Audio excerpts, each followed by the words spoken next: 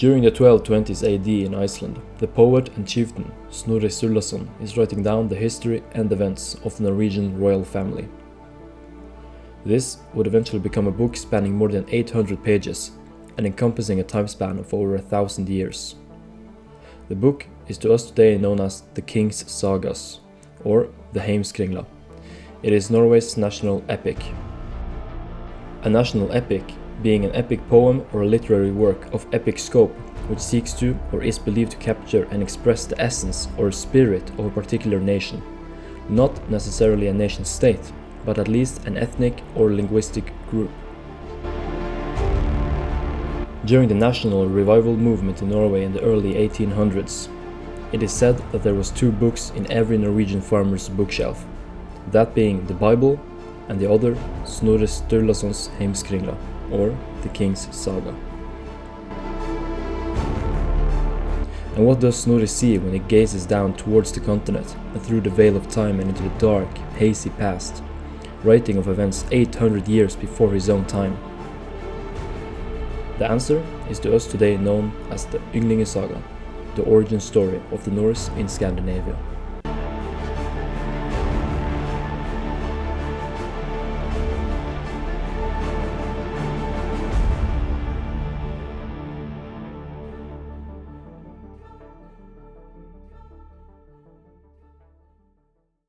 Like last time, a chapter marker corresponding to the original text will be shown in the top right corner.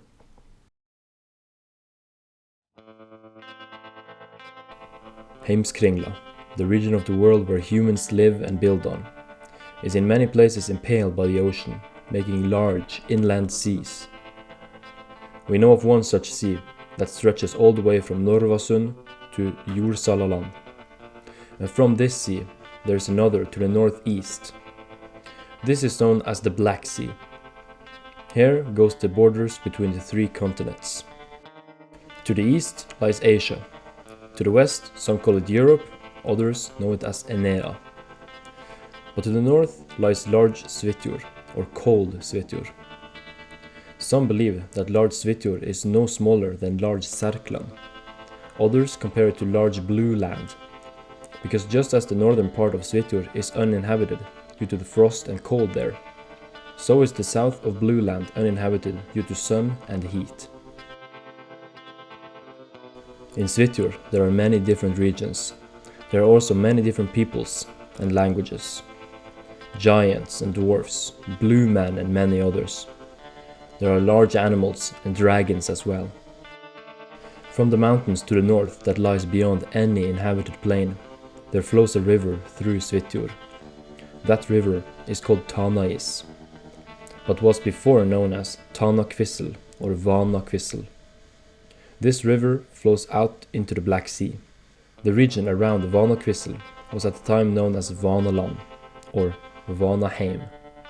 This river separates 2 continents. To the east lies Asia and to the west is Europe. To the east of Tanakvissel in Asia was Åsaland, or Åsaheim, and the capital in this region was Åsgard. In the city was a chieftain with the name Odin.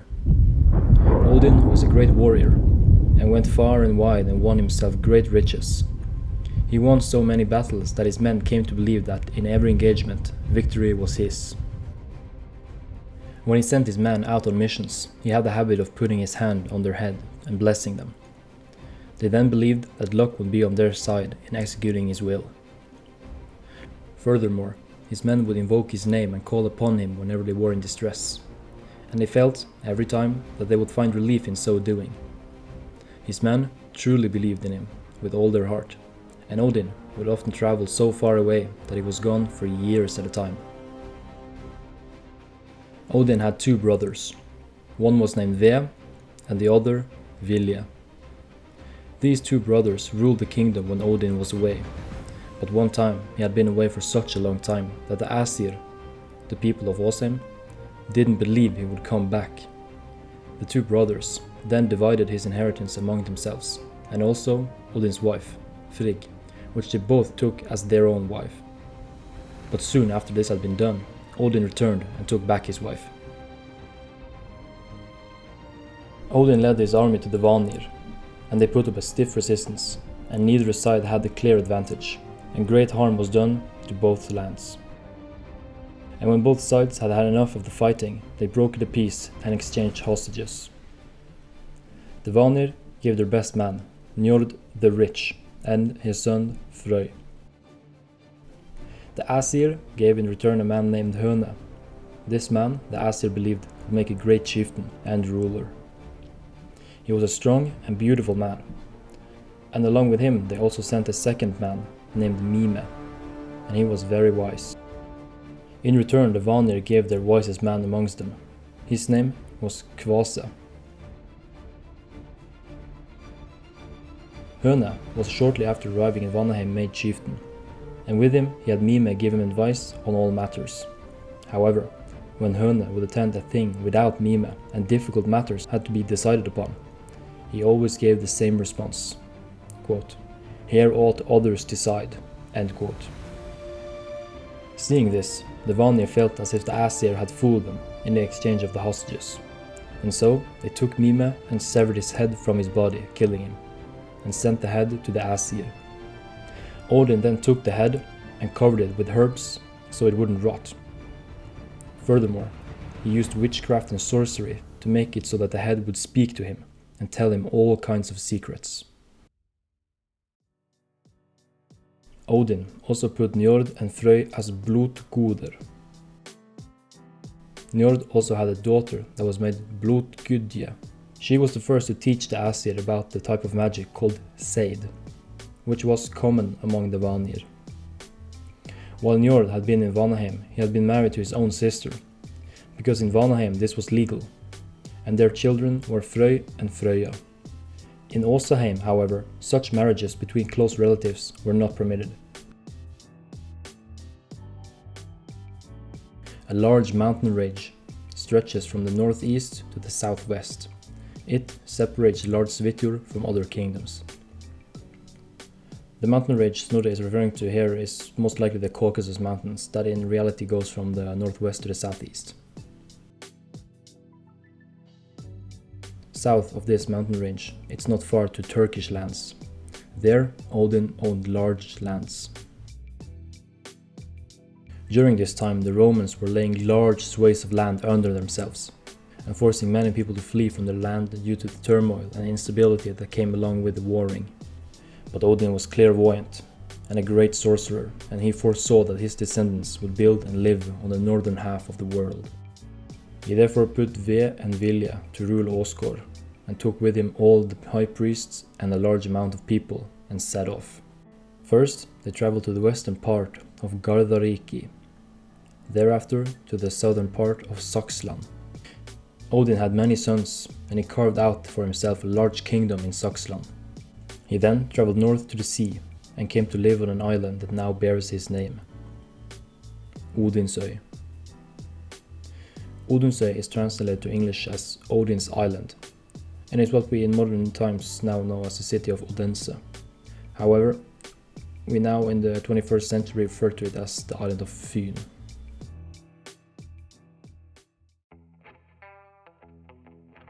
Odin then sent Gjevjun across the sound to the north to look for more land. She came to Gylve, and he gave her as much land as she could plow in one day. Gjevjun then traveled to the Jotunheim. This has no relation to the modern day Jotunheim that bears the same name. This region would not get that name until the 1800s. The region Snorri refers to here is today unknown. While she was in Jotunheim, she had 4 sons with the Jotun. These sons she made into bulls, and put them in front of the plough and dragged the land west towards Odinsøy. That land is now Sjælland, and there she lived.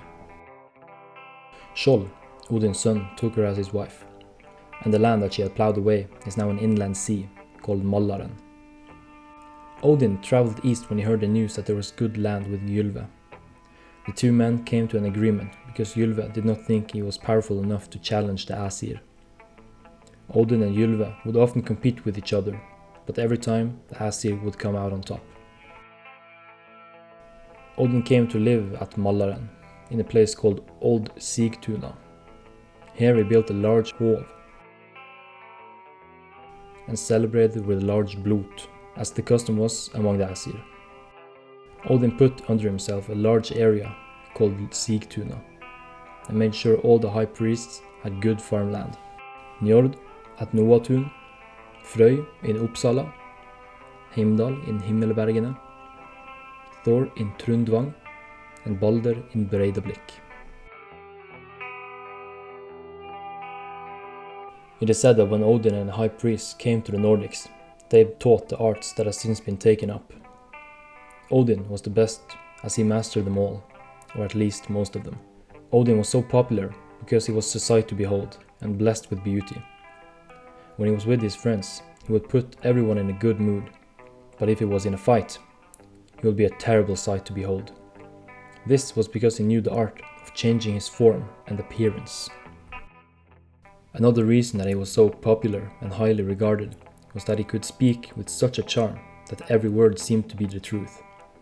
Everything he said was in verses, as it is in our skaldedikting.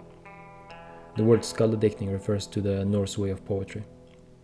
Odin and his high priests were called verse smiths because they were the ones that brought the art of poetry to the Nordic. In battle, Odin had the power to make his enemies go blind or deaf, or instill fear in them. The enemy's weapons did not bite on them more than sticks, but his own men would push forward without armor like wolves or rabid dogs. They would bite their own shields and were strong as bears or bulls.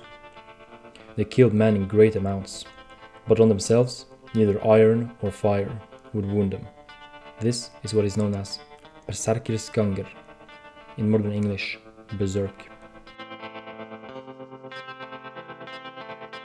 Odin would often change his form, and when he did, his body would lay down as dead or sleeping, while he was himself a bird, snake, or another animal. And like this, he would impose his will or do missions for others. With his words alone, he could extinguish fires, make the seas calm, and change the wind to his liking. He owned a ship named Skipladner. With this, he traveled the vast oceans, and this ship he could roll up like a tablecloth. Mimir's head was also with him and told him all the things that happened in other worlds. Sometimes Odin would raise the dead, and he would also occasionally sit under hanged men. For this he was called Galgehøvdingen. In English, the gallows chieftain. Odin used the runes and a kind of song called Galdrer to teach Other the magic of a seid, the most powerful type of magic, that he himself was capable of. He had taught 2 ravens to speak, and they flew across the world and told him of news from foreign lands. This way he gained a great knowledge. Odin introduced the same laws that were customary among the Aesir. He made it mandatory that every man was to be burned, and all his belongings was to be burned with him. He told them that every man would arrive in Valhall with the same amount of belongings that he was burned with, but that which was buried would also benefit him greatly. The ashes were to be thrown on the sea or buried. However, in the memory of important people, a hill were to be raised, and for men that had shown great bravery, or generally great men, honorary stones were to be raised in their memory. In Norwegian we know these as bautasteiner. This custom was to be upheld for a long time. Before the winter there was to be held a blot for good year. Another blot was to be held for good harvest during the midwinter, and a third during summer. This was to celebrate victory. All across Svitjord, the region in modern-day Sweden, not to be confused with large Svitjord, that was in modern-day Ukraine or Caucasus region. All across Svitjord, the people paid taxes to Odin, and in return he protected them from the outside threats. The Swedish Svitjord would become known as Manneheim, while large Svitjord would become known as Gudeheim, in English, home of the gods, and there was plenty of stories to be told from Gudeheim. Odin died of disease in Svitjord, and when he was close to death, he called upon all the men that had died to weapons and told the people that he will travel back to Gudeheim, and there he will welcome all his friends. The Swedes therefore believed that he had traveled back to Åsgard and would live there for all time. Thus, the religion of the Norse, Åsatru, literally Åsa belief, came to be. and this would be the dominant faith in Scandinavia until Håkon the Good would come sailing, and along with him, the word of God. This was the first 9 chapters of the total 50 that is contained in the Ynglingesaga, as written by Snorri Sturlason.